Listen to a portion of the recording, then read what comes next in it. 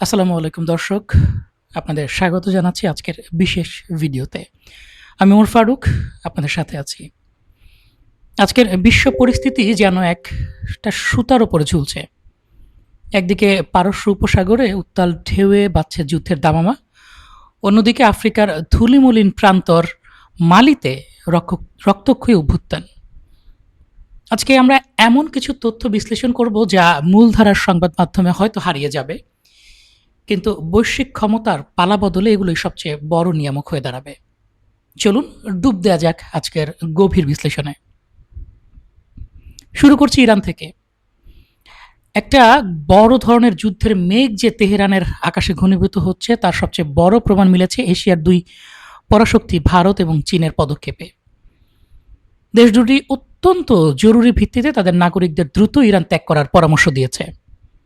ভারতের তেহরান দূতাবাস থেকে স্পষ্টভাবে জানিয়ে দেওয়া হয়েছে কোনো ভারতীয় যেন নতুন করে ইরানে ভ্রমণ না করেন, আর যারা এই মুহূর্তে সেখানে আটকে আছেন তাদের আকাশপথের ভরসায় না থেকে নির্ধারিত স্থলপথ দিয়ে দ্রুততম সময়ে বের হয়ে যেতে বলা হয়েছে। একই চিত্র চীনের ক্ষেত্রে। বেইজিংয়ের দূতাবাস বর্তমান পরিস্থিতিকে সরাসরি জটিল এবং অস্থির বলে বর্ণনা করেছে। তারা চীনা নাগরিকদের সর্বোচ্চ সতর্কতা বাড়ানোর নির্দেশ দিয়ে বলেছে যত দ্রুত সম্ভব ইরান ছাড়তে হবে।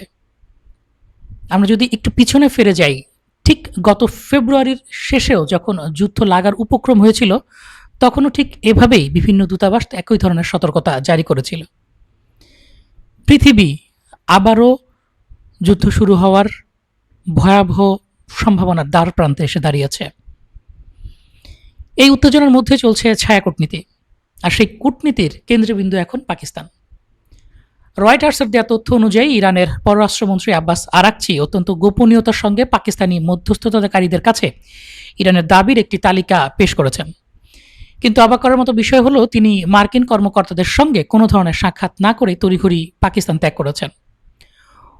অন্যদিকে এই শূন্যস্থান পূরণে ডোনাল্ড ট্রাম্পের বিশেষ দূত স্টিভ উইটকফ এবং তার জামাতা জ্যারেড কুশনার ইরান ইস্যু নিয়ে এক মহা গুরুত্বপূর্ণ আলোচনার জন্য এরই মধ্যে পাকিস্তানের উদ্দেশ্যে রওনা দিয়েছেন। শুধু ইরান ইস্যুই নয়, আঞ্চলিক ভূ রাজনীতিতে পাকিস্তানের ভূমিকা এখন তুঙ্গে।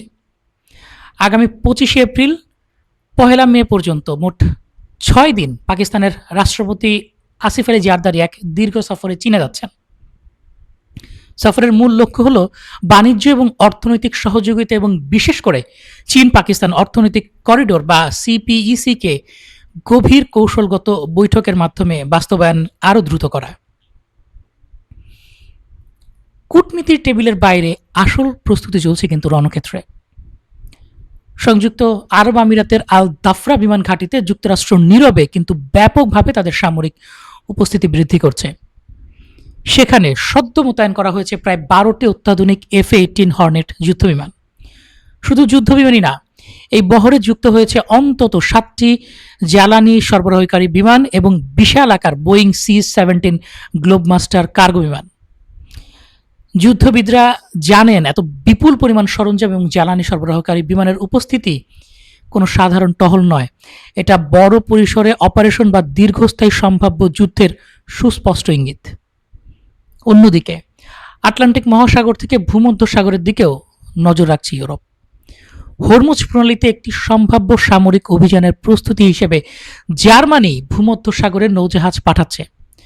যদিও এই চূড়ান্ত মোতায়েন জার্মান সংসদের অনুমোদনের উপর নির্ভরশীল, কিন্তু জার্মান নৌবাহিনী সময় বাঁচাতে তাদের জাহাজগুলোকে এখনই ভূমধ্যসাগরের কাছাকাছি প্রস্তুত রাখছে। তবে হরমুজ প্রণালীর সবচাইতে চমকপ্রদ প্রস্তাবটি এসেছে তুরস্কের তরফ থেকে। তুরস্কের পররাষ্ট্রমন্ত্রী হাকান ফিদান জানিয়েছেন যুক্তরাষ্ট্র ও ইরানের মধ্যে যদি কোনো সফল চুক্তি হয় তবে হরমুজ প্রণালী থেকে ইরানি সমুদ্র মাইন অপসারণ কার্যক্রমে অংশ নিতে আঙ্কারা প্রস্তুত। এটিকে তারা একটি মানবিক দায়িত্ব হিসেবে দেখছে। পরিকল্পনা অনুযায়ী একটি বহুজাতিক প্রযুক্তিগত দল গঠন করা হতে পারে যারা এই মাইন সরানোর কাজ করবে। তবে ফিদান অত্যন্ত কঠোর ভাষায় সতর্ক করে বলেছেন পরিস্থিতি যদি আবার সংঘাতের রূপ নেয় তবে তুরস্ক তাদের এই অবস্থান পুনর্মূল্যায়ন করবে। তিনি আশা প্রকাশ করেছেন যে পাকিস্তানের মাটিতে হতে যাওয়া পরবর্তী আলোচনা হয়তো ইরানের পারমাণবিক ইস্যুর কোনো সমাধান মিলতে পারে।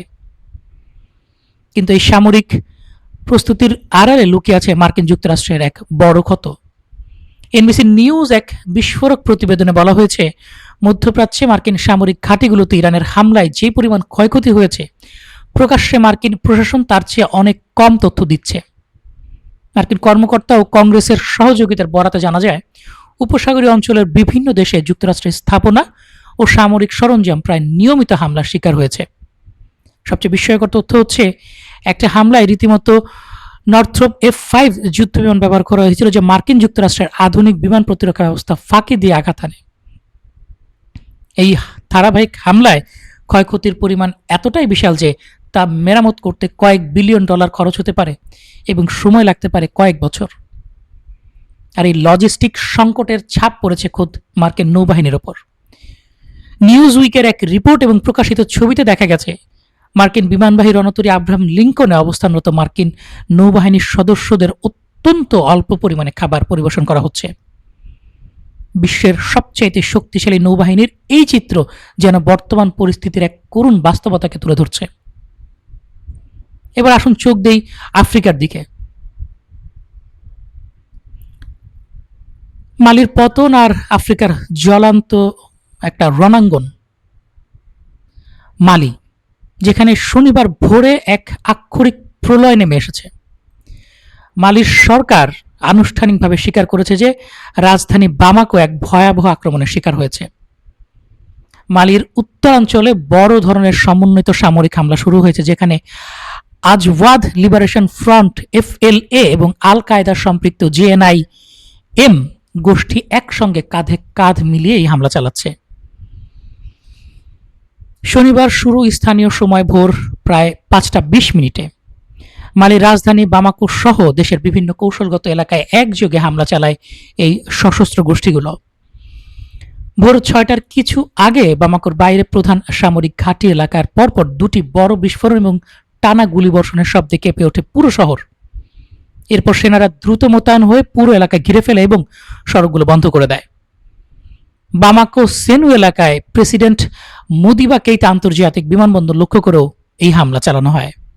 এমনকি বামাকোর বিমানবন্দরের কাছে যে সামরিক ঘাঁটিতে রুশ ভাড়াটে সেনারা অবস্থান করে, তার আশেপাশেও তীব্র গুলির শব্দ শোনা যায়। হামলা শুধুমাত্র রাজনীতি সীমাবদ্ধ থাকেনি। মধ্যাঞ্চলীয় সেভারে শহর এবং উত্তরের কিদাল ও গাঁও শহরেও দাবানলের মতো ছড়িয়ে পড়া অস্থিরতা। সেভারের বিমান অবকাঠামোতে সরাসরি হামলা হয়। এক প্রত্যক্ষদর্শী আতঙ্কের সঙ্গে জানান, সব জায়গায় কেবল গুলির শব্দ শোনা যাচ্ছে। স্থানীয় সূত্র ও বিভিন্ন ফুটেজ থেকে জানা যায়, বিদ্রোহী যোদ্ধারা গাঁও শহরের ভেতরে প্রবেশ করেছে এবং সেখানে সরকারি বাহিনীর সঙ্গে তুমুল লড়াই চলছে। তবে সবচেয়ে বড় বিপর্যয়ের খবর এসেছে কিদাল থেকে। FLA ও JNIM মিলিশিয়া বাহিনী কিদালের সেই কৌশলগত সামরিক ঘাঁটিটি দখল করে নিয়েছে, যে আগে রাশিয়ার ভাড়াটে বাহিনী ওয়াগনার গ্রুপ, বর্তমানে যারা আফ্রিকান কোর নামে পরিচিত, এই গ্রুপটির ঘাঁটি ছিল। প্রকাশিত ফুটেজে স্পষ্ট দেখা যাচ্ছে সেই ঘাঁটি থেকে মালি এবং রাশিয়ার পতাকা নামিয়ে ফেলছে বিদ্রোহীরা। শুধু তাই নয়, কিদালের প্রশাসনিক ভবন দখল করার পর ভেতরে FLA এবং JNIM এর সদস্যদের উল্লাস করতে দেখা গেছে।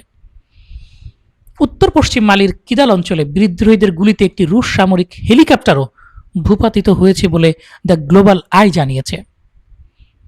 এই বহুমুখী হামলায় মালির সেনাবাহিনীর চরম বিপর্যয়ের মুখে পড়েছে। কিছু এলাকায় সেনাবাহিনী পিছু হটছে বা বাধ্য হয়ে নিজেদের অবস্থান পরিবর্তন করছে। আর মালির রাজধানী বামাকোর ঠিক উত্তর পশ্চিমে অবস্থিত কাঠি শহর পুরোপুরি দখল করে নিয়েছে FLA ও JNIM গোষ্ঠী। সবচাইতে চাঞ্চল্যকর তথ্য হচ্ছে মালির শীর্ষ নেতৃত্বের ওপর আঘাত। কাটি এলাকায় মালির প্রতিরক্ষা মন্ত্রী সাদিও কামারার বাসভবন পুরোপুরি গুড়িয়ে দেওয়া হয়েছে। সশস্ত্র গোষ্ঠীগুলো দাবি করেছিল যে তারা প্রতিরক্ষা মন্ত্রীকে গ্রেফতার করেছে, কিন্তু সরকারি সূত্র থেকে জানানো হয়েছে তিনি সুস্থ ও নিরাপদ আছেন।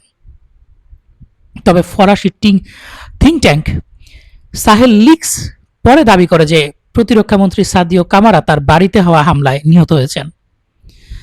সাহেল লিক্স আরও একটি ভয়াবহ দাবি করেছে যে FLA ও JNIM সশস্ত্র গোষ্ঠীর এই হামলায় কাঠি এলাকায় মালির সেনাপ্রধান ওমর দিয়ারাও নিহত হয়েছেন। মালি দীর্ঘদিন ধরে আল কায়দা ও ইসলামিক স্টেটের শাখাগুলোর বিদ্রোহ মোকাবেলা করে আসছে। 2020 ও 21 সালের সামরিক অভ্যুত্থানের পর মালির সামরিক জান্তা, বিশেষ করে সরকার প্রধান ওসিমি গয়তা পশ্চিমা সহযোগিতা সীমিত করে রাশিয়ার ভাড়াটে বাহিনীর উপর নির্ভর করেছিলেন। কিন্তু আজকের এই আক্রমণ প্রমাণ করেছে যে মালির নিরাপত্তা ব্যবস্থা সম্পূর্ণ ভেঙে পড়েছে।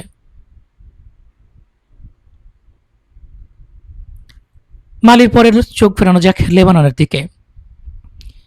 লেবানন সীমান্ত বাড়ছে মৃত্যুর গান। লেবাননের যুদ্ধবিরতি সম্পূর্ণ ভঙ্গ করে দক্ষিণ লেবাননে ইসরায়েলি হামলা অব্যাহত রয়েছে। এর জবাবে হিজবুল্লাহর ছোড়া রকেট ঠেকাতে ইসরায়েলের আকাশ প্রতিরক্ষা ব্যবস্থাগুলো সক্রিয় হতে দেখা গিয়েছে। তবে এত ধ্বংসযজ্ঞের মাঝেও গাজা থেকে এসেছে এক টুকরো মানবিক খবর। গাজার দেইর আল বালাহ এলাকায়, যেখানে রোজ মানুষের মৃত্যু হচ্ছে, সেখানে গতকাল সংযুক্ত আরব আমিরাতের সার্বিক তত্ত্বাবধানে একসঙ্গে 300টি বিয়ের আয়োজন করা হয়েছে। ধ্বংসস্তূপের মাঝে জীবনের এই উদযাপন যেন এক নীরব প্রতিবাদ। অন্যদিকে সমরাস্ত্রের আধুনিকায়নে পিছিয়ে নেই বিশ্বের অন্যান্য দেশগুলো। লাতিন আমেরিকার দেশ পেরু তাদের বিমান বাহিনীকে ঢেলে সাজানোর উদ্যোগ নিয়েছে। তারা মার্কিন কোম্পানি লকহিড মার্টিনের কাছ থেকে 12টি অত্যাধুনিক F-16 ব্লক 70 যুদ্ধ বিমান কেনার চূড়ান্ত সিদ্ধান্ত নিয়েছে। এই চুক্তির মূল্য প্রায় $2 বিলিয়ন। পূর্ণ প্যাকেজ সহ এটি $3.4 বিলিয়ন পর্যন্ত পৌঁছাতে পারে। 2029 থেকে 30 সালের মধ্যে এই যুদ্ধ বিমানগুলো পেরুর হাতে পৌঁছাবে। অন্যদিকে ড্রোন প্রযুক্তিতে নিজেদের অপ্রতিদ্বন্দ্বী করতে যাচ্ছে তুরস্ক। তুরস্ক হাতে নিয়েছে এক যুগান্তকারী মাস্টার প্ল্যান। বাইরাক্তারের সিইও এবং সাহা সংগঠনের চেয়ারম্যান হালাকু বাইরাক্তার জানিয়েছেন তারা দেশ জুড়ে বিশাল আকারে ড্রোন উৎপাদনের একটি নতুন পরিকল্পনা বাস্তবায়ন করতে যাচ্ছেন। এই পরিকল্পনা অনুযায়ী তুরস্কের সমস্ত 81টি প্রদেশেই ড্রোন উৎপাদন ও প্রশিক্ষণ কেন্দ্র স্থাপন করা হবে এবং একটি জাতীয় নেটওয়ার্ক গড়ে তোলা হবে। এর মূল লক্ষ্য হল যে কোনো জরুরি পরিস্থিতিতে যেন দ্রুততম সময়ে লক্ষ লক্ষ ড্রোন তৈরি করা যায়। তুরস্ক এমন একটি বিকেন্দ্রীকৃত বা ডিসেন্ট্রালাইজড ব্যবস্থা গড়ে তুলতে চায় যেখানে প্রয়োজন হলে পুরো দেশ মিলেই সমরাস্ত্র উৎপাদনে ঝাঁপিয়ে পড়তে পারে। সবশেষ সংবাদ দেব মার্কিন অভ্যন্তরীণ রাজনীতি নিয়ে, যেখানে দেখা দিয়েছে এক অদ্ভুত ফাটল। ডোনাল্ড ট্রাম্পের জয়ের পেছনে মার্কিন মিডিয়ায় যে কয়জন ব্যক্তি সবচেয়ে বড় ভূমিকা রেখেছিলেন তাদের অন্যতম হলেন প্রভাবশালী মিডিয়া ব্যক্তিত্ব টাকার কার্লসন। কিন্তু বর্তমানে তিনি চরম হতাশা প্রকাশ করেছেন। তিনি এক বিবৃতিতে বলেছেন, আমি ট্রাম্পকে ঘৃণা করি না, কিন্তু আমি ইরান যুদ্ধ এবং মার্কিন সরকারের গৃহীত পদক্ষেপকে ঘৃণা করি। আমি প্রতারিত বোধ করছি। ট্রাম্প প্রশাসনের একজন কট্টর সমর্থকের এই প্রকাশ্য ক্ষোভ মার্কিন নীতির ভেতরের চরম অস্থিরতাকে চোখে আঙুল দিয়ে দেখিয়ে দিচ্ছে। দর্শক, পারস্য উপসাগরে ভারত এবং চীনের সতর্কতা থেকে শুরু করে মালিতে সেনাপ্রধান নিহত হওয়ার খবর, প্রতিটি ঘটনাই একটার সাথে আরেকটা এক সূত্রে গাঁথা। বিশ্ব আজ এক নতুন মেরুকরণের দিকে এগিয়ে যাচ্ছে, যেখানে পুরনো জোট ভেঙে তৈরি হচ্ছে নতুন সমীকরণ। আগামী দিনগুলো আরও কতটা ভয়ঙ্কর রূপ নেবে তা শুধুমাত্র সময় বলতে পারে। আজকের মতো আমি ওমর ফারুক বিদায় নিচ্ছি। এই ধরনের নিখুঁত ও গভীর বিশ্লেষণের জন্য আমাদের চ্যানেলটির পাশেই থাকুন। সত্যের এই যাত্রায় আপনাদের সমর্থনই আমাদের একমাত্র পাথেয়। ধন্যবাদ। আল্লাহ হাফেজ। আসসালামু আলাইকুম।